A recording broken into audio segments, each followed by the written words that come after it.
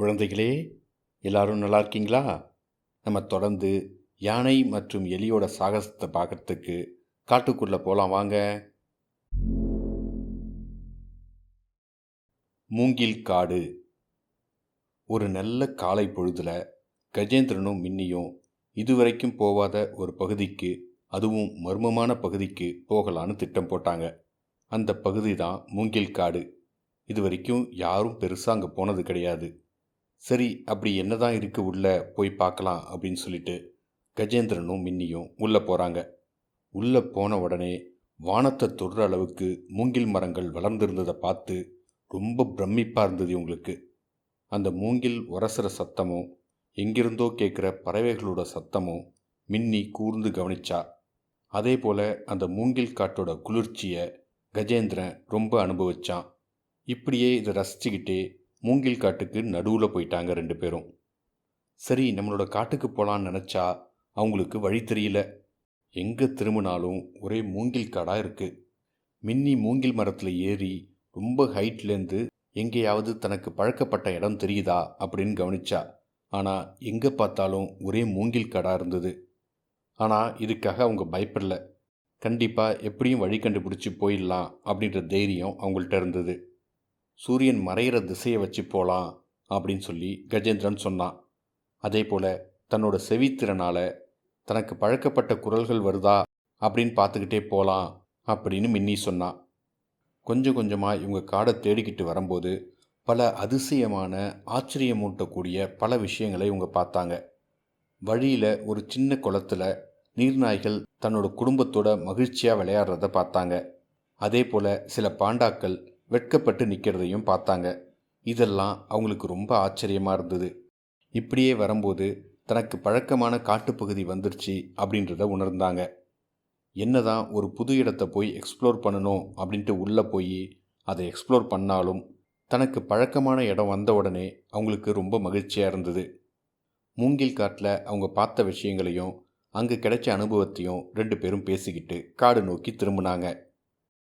மின்மினி பூச்சிகளின் இரவு. காட்டுக்குள்ள ஒரு சம்மரில் ஒரு அற்புதமான நிகழ்வு ஒன்று வந்தது. இது வரைக்கும் கஜேந்திரனும் மின்னியும் கதைகளில் மட்டும் கேட்ட அந்த நிகழ்வை நேரில் நடக்க போகுது அப்படின்றது தெரிஞ்ச உடனே அவங்களுக்கு ரொம்ப சந்தோஷமாச்சு. அந்த நிகழ்வு தான் மின்மினி பூச்சிகளின் இரவு. காடு முழுக்க ஒரே மின்மினி பூச்சா சுத்தும்.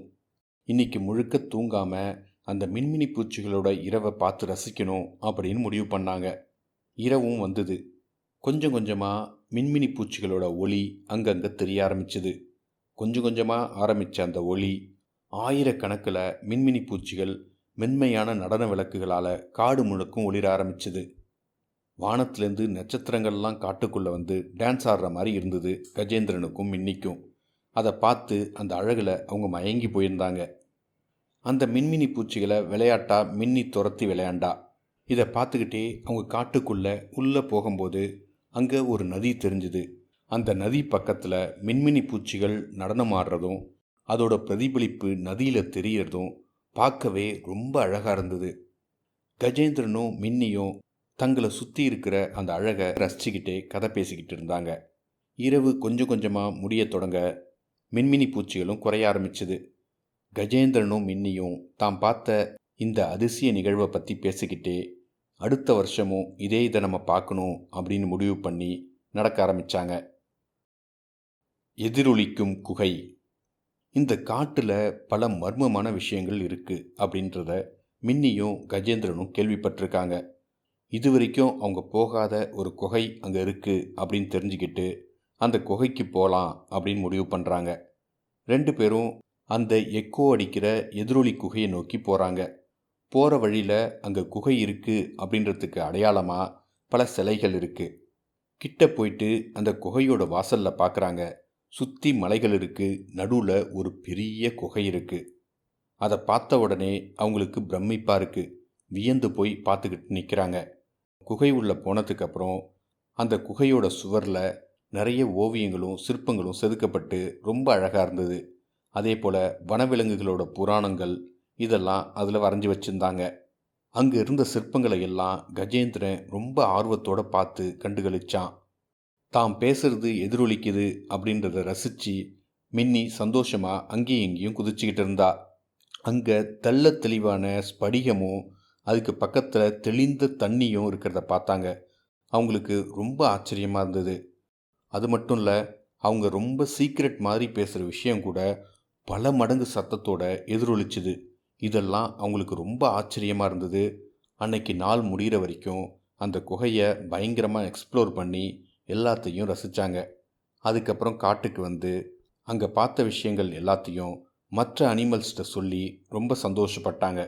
அந்த அனிமல்ஸும் இவங்க சொன்ன கதைகளை ரொம்ப ஆச்சரியமாக கேட்டுக்கிட்டு இருந்ததுங்க. இதோட தொடர்ச்சியை நம்ம அடுத்த பாகத்தில் பார்க்கலாம் குழந்தைகளே.